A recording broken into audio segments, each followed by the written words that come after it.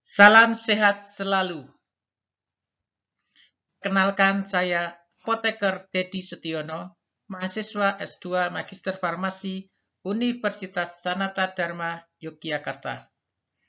Berikut ini akan kami sampaikan informasi kesehatan tentang multivitamin yang merupakan tugas kuliah kebijakan dan promosi kesehatan dengan judul Memilih multivitamin secara bijak untuk meningkatkan daya tahan tubuh saat pandemi COVID-19. Semoga informasi ini bermanfaat untuk masyarakat semuanya. Multivitamin. Apakah yang dimaksud dengan multivitamin? Apakah yang dimaksud dengan daya tahan tubuh? Multivitamin apa saja yang dapat meningkatkan daya tahan tubuh? Benarkah multivitamin dapat mencegah COVID-19? Pertanyaan seperti ini sering muncul di masyarakat kita saat ini. Mari kita satu persatu tentang pengertian multivitamin. Terlebih dahulu, kita harus tahu pengertian dari vitamin. Vitamin adalah nutrisi organik penting dalam makanan kita yang digunakan oleh sel-sel tubuh kita untuk pertumbuhan, perkembangan, pencegahan penyakit, dan untuk meningkatkan sistem kekebalan tubuh. Sedangkan yang dimaksud dengan multivitamin adalah sediaan dengan kandungan lebih dari atau sama dengan 2 vitamin.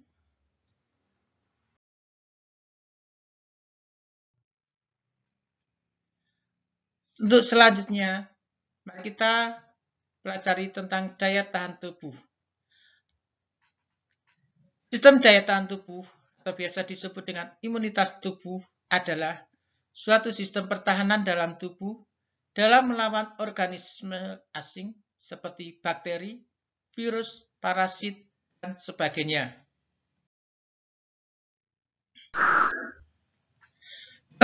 Kita bahas vitamin yuk.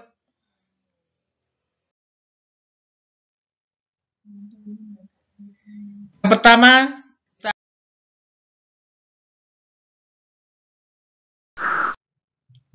vitamin A. Vitamin A larut dalam lemak dan berperan penting dalam pembentukan sistem penglihatan yang baik.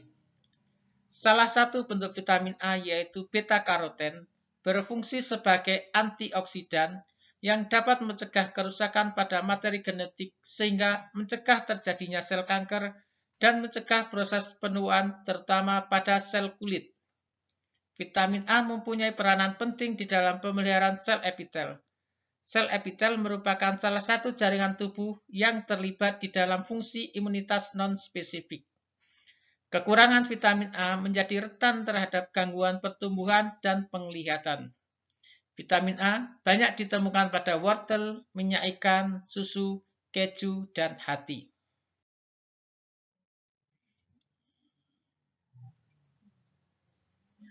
Yang berikutnya, kita akan membahas vitamin B. Yang pertama adalah vitamin B1. Vitamin B1 berperan penting dalam menjaga sistem saraf agar tetap sehat. Diperlukan untuk mengubah makanan menjadi energi. Vitamin B1 banyak ditemukan dalam telur, susu, roti dari biji-bijian utuh, daging sapi, buah-buahan segar dan kering, serta sayuran seperti kacang polong.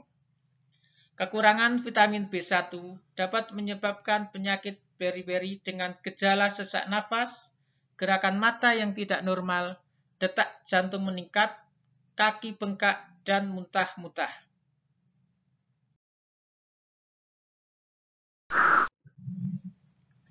Yang berikutnya adalah vitamin B6. Vitamin B6 membantu membentuk hemoglobin yang mengedarkan oksigen dalam darah ke seluruh tubuh.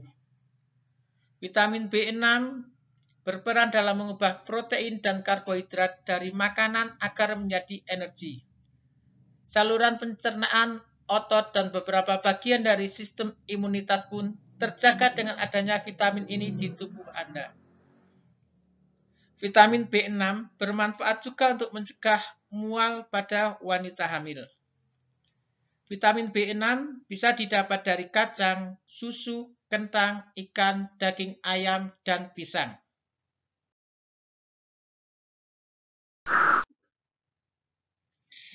Yang berikutnya adalah vitamin B12. Vitamin B12 berperan penting dalam produksi sel darah merah dalam sumsum tulang. Vitamin B12 berperan penting dalam fungsi normal sistem saraf melalui perannya dalam sintesis mielin sehingga dapat menjaga sistem saraf tubuh agar tetap sehat. Vitamin B12 terdapat dalam salmon, daging, susu, keju, dan telur.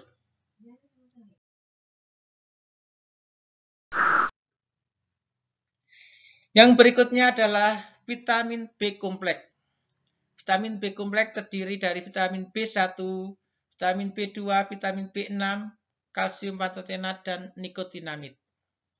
Vitamin B kompleks berfungsi membantu tubuh mengolah dan mendapatkan energi dari makanan yang dikonsumsi, memelihara kesehatan otot, mata, dan saraf, menghasilkan enzim, serta berguna untuk membentuk sel darah merah.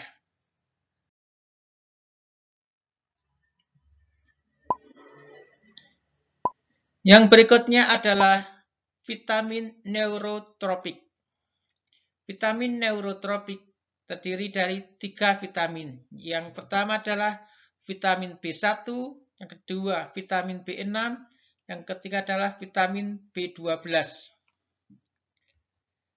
Vitamin neurotropik ini berperan penting dalam menjaga saraf tepi agar tetap bekerja secara baik. Kesemutan adalah gejala yang paling sering muncul jika kekurangan vitamin neurotropik ini.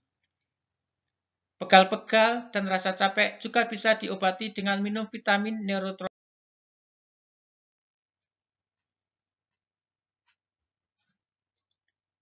Dan berikutnya adalah vitamin C.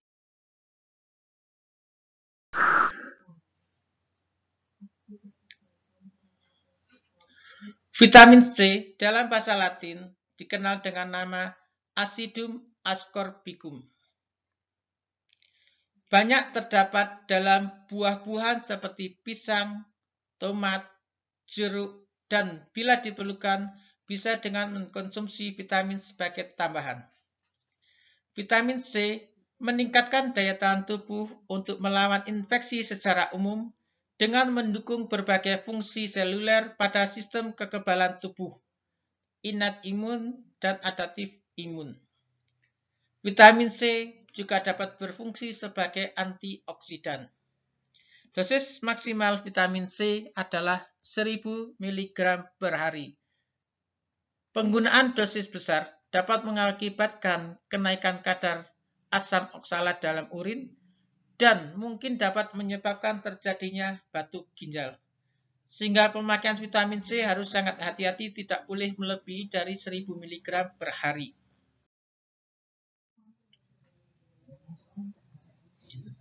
Yang berikutnya adalah vitamin D.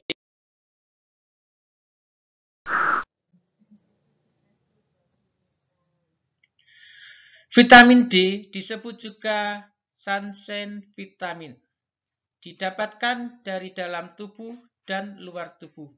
Sumber yang berasal dari dalam tubuh, vitamin D berasal dari 7-dihidroksilase yang berada di lapisan epidermis dan dermis yang akan bertransformasi menjadi bentuk vitamin D aktif yang disebabkan oleh radiasi sinar UVB. Oleh karena itu, pada saat ini sering dianjurkan untuk berjemur. Vitamin D meningkatkan imunitas pada pasien dengan penyakit gangguan pernapasan sehingga menurunkan resiko gangguan pernapasan termasuk TBC, hepatitis C, dan HIV. Vitamin D alami terdapat dalam ikan laut salmon, produk susu, dan karena terpapar oleh sinar matahari. Yang berikutnya adalah vitamin E.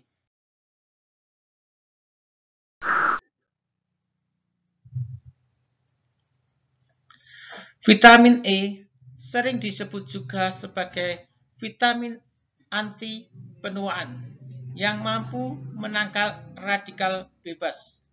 Berfungsi juga untuk kesuburan reproduksi dan memelihara kesehatan kulit.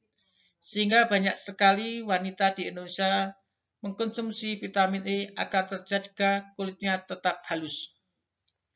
Vitamin E dapat meningkatkan imunitas pada pasien dengan infeksi dengan sistem epithelial barrier function pada kulit. Vitamin E terdapat dalam benih gandum, minyak biji bunga matahari, serta biji safflower, dan minyak jagung serta kedelai. Yang berikutnya adalah vitamin K.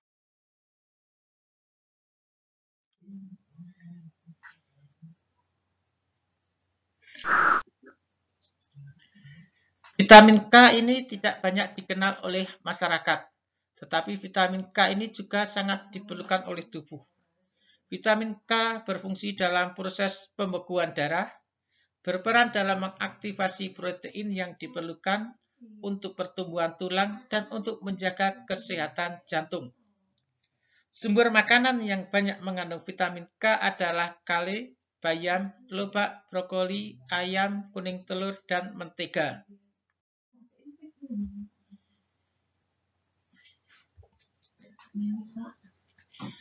Sehingga ada pertanyaan, vitamin apa saja yang bisa meningkatkan daya tahan tubuh?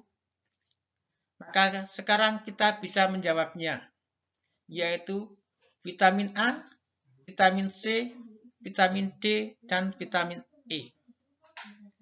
Dalam hal ini, vitamin C mempunyai peranan yang paling besar untuk meningkatkan daya tahan tubuh. Tetapi dari hasil penelitian sampai saat ini belum ada yang mempelajari khusus untuk mencegah COVID-19.